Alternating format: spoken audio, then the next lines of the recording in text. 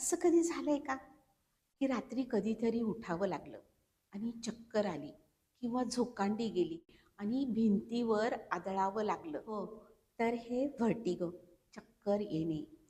मान आणि शरीर न हलता सुद्धा खोली फिरल्यासारखी वाटते. अशा वेळी याला व्हर्टिगो म्हणतात. यात खाली वाकल्यावर, खाली पाहिल्यावर, मान हलवल्यावर, पटकन वळल्यावर चक्कर येते.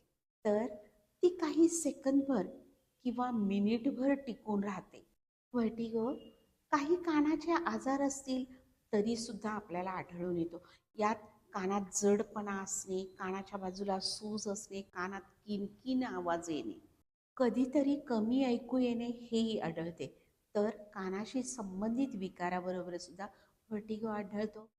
मज्जासंस्थेशी संलग्न असेल तर चक्कर मात्र तीव्र येते आणि थोडा वेळ जास्त टिकते. आणि मायग्रेन किंवा डोकेदुखी याशी संबंध असेल तर सर्व लक्षणे दिसून येतात. सर्व्हायकल स्पॉन्डिलोसिस असेल तरीही व्हर्टिगो आढळतोच. तोल जातो अशी मुख्य लक्षणे असतात, पण याबरोबर मळमळ उलटी होते, याचबरोबर डोळे आपोआप हलतात. ही खूप भीतीदायक अवस्था आहे. तर यावरील उपचारासाठी आपण पुन्हा भेटतोय पुढील सत्रात. एक पाऊल आरोग्याकडे. धन्यवाद.